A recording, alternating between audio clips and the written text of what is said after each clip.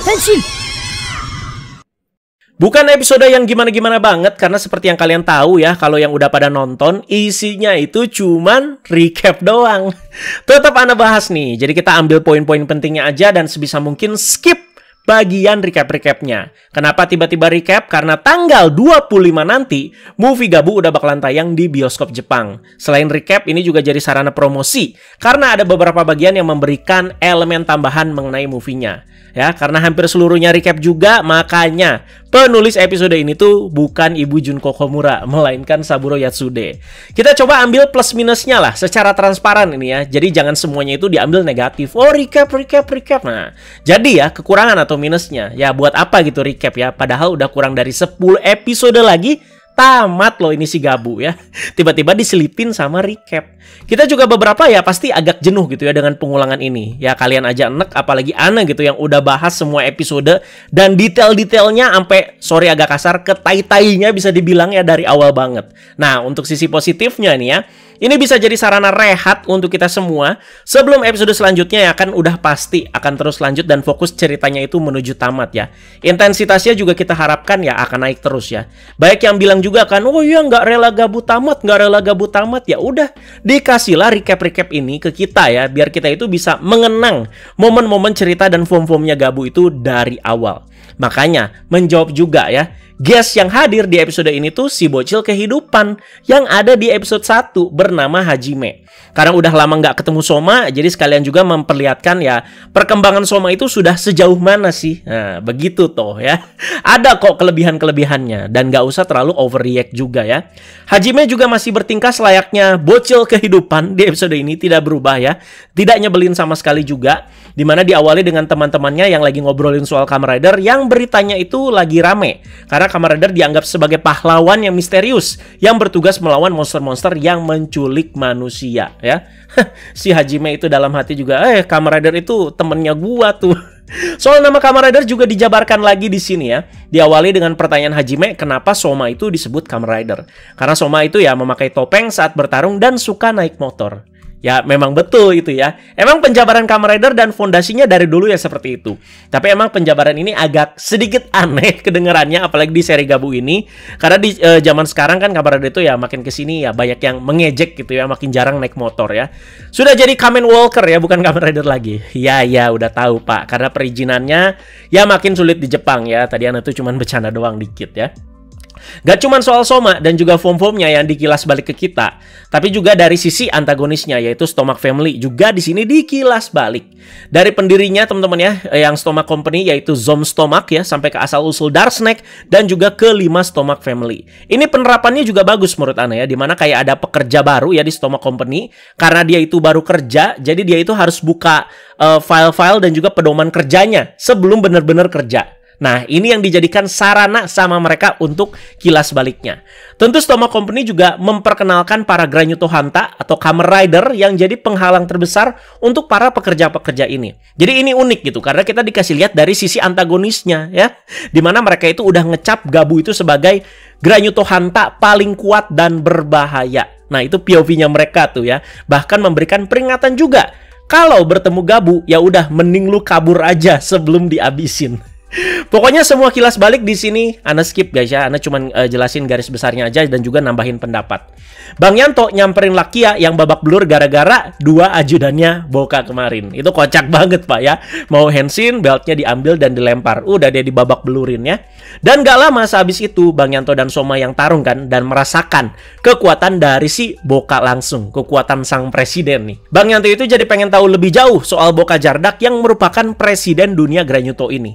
Karena Lakia itu kan ya Granuto. Jadi ada harapan ya bisa lebih tahu lah soal si Boka ini. Yang Lakia tahu, Boka Jardak ini ternyata citranya cukup jelek di mata masyarakat. Walau kata Lakia di sini citranya cukup jelek, tapi Ana cukup salut loh sama gelagat-gelagat dia kemarin, sama analisa-analisanya, dimana dia sebagai main antagonis tuh kayak nggak langsung ngerusuh gitu, tapi melakukan sebuah analisa dan juga pengamatan dulu ya. Nah di sini katanya dia itu cuma suka cari muka dan jilat orang kaya aja, biar tahtanya ya tentu ya tetap bisa dipertahankan. Menjawab juga kenapa si Boka ini tuh yang menjabat jabatan presiden itu ya begitu lama gitu ya, karena trik dia ini guys ya. Bahkan kalau ada yang kontra dan berani mengusik si Boka, itu orang bisa langsung hilang. Serem ya. Kayak Indonesia zaman Orde Baru. Emang jadinya relate banget ya, dan jadi sensitif nih kalau mau dibahas lebih lanjut.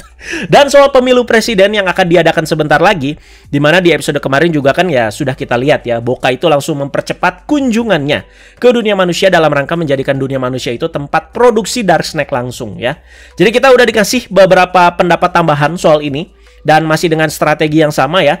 Apalagi sudah ada dark snack ini, Boka itu bakalan menggunakan dark snack untuk meluluhkan hati ke orang-orang kaya di dunia Granuto. Sebagai contoh, ya Pak Magen kemarin ya. Karena emang kalau udah ketagihan sama dark snack, orang kaya sekalipun ya, orang-orang ini tuh bisa pada lupa diri dan sampai rela melakukan apapun. Inilah senjatanya si Boka saat ini. Jadi agar tetap bisa menjadi presiden di dunia Granuto. Anda juga bikin prediksi ya, kalau di pemilu Granuto ini tuh bisa jadi sarana juga bagi Ranggo untuk membalikan keadaan. Ya dengan cara si Ranggo itu ya harus jadi presiden dunia Granuto juga ya. Itu masih sebatas prediksi kasar guys ya, karena Anda juga belum nangkep nih gimana nih si Ranggo nanti membalikan keadaannya atau muncul ke permukaan lagi tuh ya gimana caranya ya. Lewat obrolan ini, Bang Yanto itu jadi nangkep kenapa waktu itu banyak sekali orang-orang yang hilang secara massal ya. Ya awalnya ya gara-gara Boka ya. Ngasih tas untuk harus produksi 10 juta dark snack ke si Ranggo. Episode recap ini juga jadi sekalian menjawab beberapa teori sepenuhnya ya. Seperti suatu tempat yang disebut ruang gerbang ya. Tempat yang dipenuhi pintu-pintu dan tangga-tangga itu ya. Dimana tempat ini juga yang jadi tempat penghubung atau perantara antara dunia manusia dan juga dunia Granuto.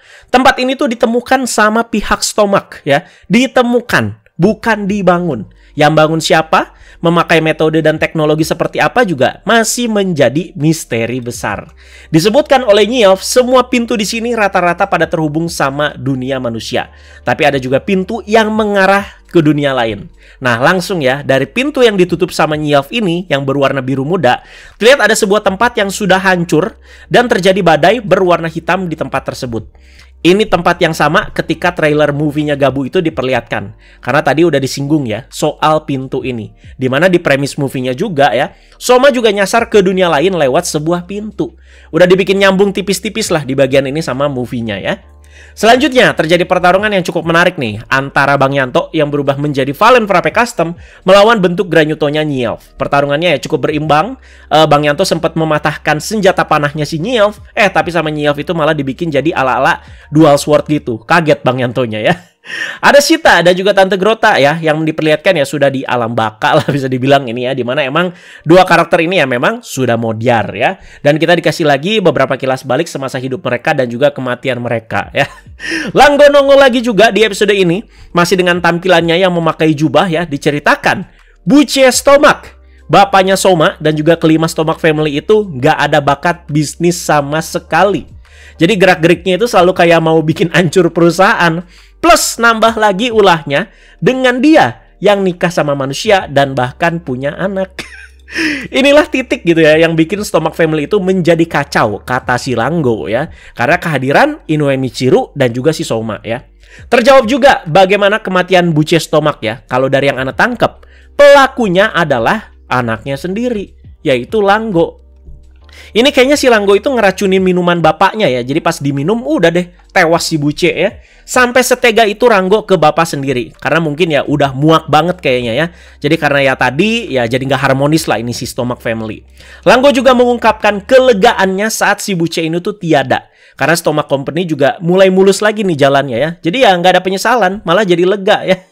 Yang masih bikin Ranggo nggak srek saat ini ya karena Buce itu meninggalkan oleh-oleh yang merepotkan katanya. Ya siapa lagi kalau bukan Soma. Apa artinya kita juga harus terima kasih nih ke Buce. Tapi di sini Ranggo itu bilang dengan keyakinan tinggi, tapi itu semua akan segera berakhir. Jadi di sini nggak ada traumanya nih Ranggo pasca kekalahan dia di debutnya Master Gabu ya. Kalau dia bisa dengan pede ngomong semua akan berakhir, semestinya ya Ranggo itu udah punya rencana lagi sembari menunggu waktu yang pas untuk comeback. Semoga soal ini ya nggak cuma omongan kosong doang ya. Lanjut, di tengah jalan Nyiof itu nemu Gochizu Soma yang kemungkinan ya lagi patroli. Kaget ya Gochizo-nya lihat Nyelf ya. Dan si Gochizo ini tuh lari terbirit-birit sambil nangis, di mana Nyelf juga jadi ngikutin si Gochizo ini.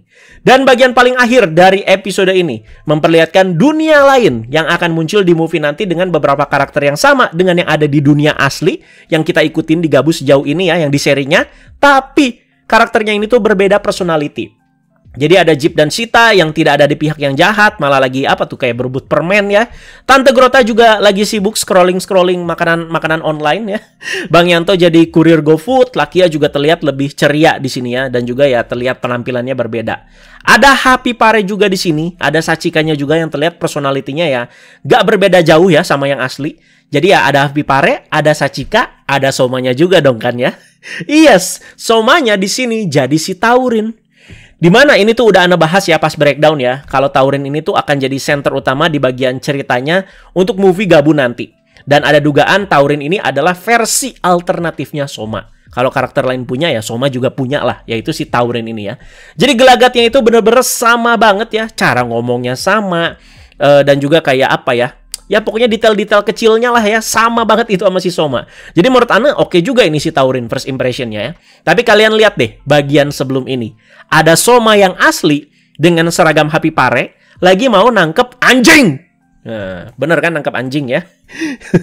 Apa mungkin scene yang Soma asli tadi ya yang ada di dunia nyata, yang ada di serial gitu ya. Terus ke scene selanjutnya sengaja langsung si Taurin, biar kita tuh agak kaget dikit. Oh, kenapa tiba-tiba ini jadi si Taurin? Nah, itu dia. Kalau kalian ada tanggapan lain ya silakan komentar aja ya. Masih membahas soal movie Gabu yang ada di episode ini ya, sebagai sarana promosi bisa dibilang. Sekarang ke pihak antagonisnya, di mana si Crab memberikan teror Gochizo ke antagonis utamanya, yaitu Karies. Dan dengan teror Gochizo baru ini, si Karies itu langsung berubah menjadi Kamen Rider Karies. Yes, selesai. Dan nanti lanjutannya itu ada di movie. Kita di Indonesia belum bisa nonton. Semoga aja pas lanjut ke episode 45, ya nanti nggak ada lonjakan yang bikin kita itu kurang nyaman dengan alasan nyambung ke movie-nya. Kayak waktu itu Gachard kan ya, Winter Movie kan dipotong sama Winter Movie-nya Git sama Gachard ya. Jadi Gachard itu episode belasan, terus udah gitu Winter Movie, baru lanjut lagi kan ya. Nah, di situ kan udah diceritain tiba-tiba, oh Rinekudo udah mendapatkan kekuatan menjadi Kamen Rider. Jadi kayak kita tuh ada teori-teori yang kelewat, jadi flow-nya tuh langsung kayak nggak enak gitu ya. Ya semoga sih ini nggak terjadi guys ya. Jadi ya movie ya udah movie aja ya. Terlepas walaupun episode ini ya banyak juga di sini sarana-sarana promosinya ya. Jadi ya seperti itu yang Ana harapkan sih guys ya. Episode 45 ya tetap tayang minggu depan seperti biasa, tanggal 27 ya. Langsung lusanya tuh setelah penayangan movie Gabu di bioskop. 25 movie Gabu, 26 nggak ada, 27 langsung episode 45. Jadi ya sepertinya sih udah bakalan serius lagi, udah masuk ke saga terakhirnya. Jadi kita nanti simak ya bakalan ada premis apa untuk menjadi pengawalan saga akhirnya ini. Semoga menarik juga. Jadi mari kita tetap appreciate dan tonton sampai tamat dengan antusias ya.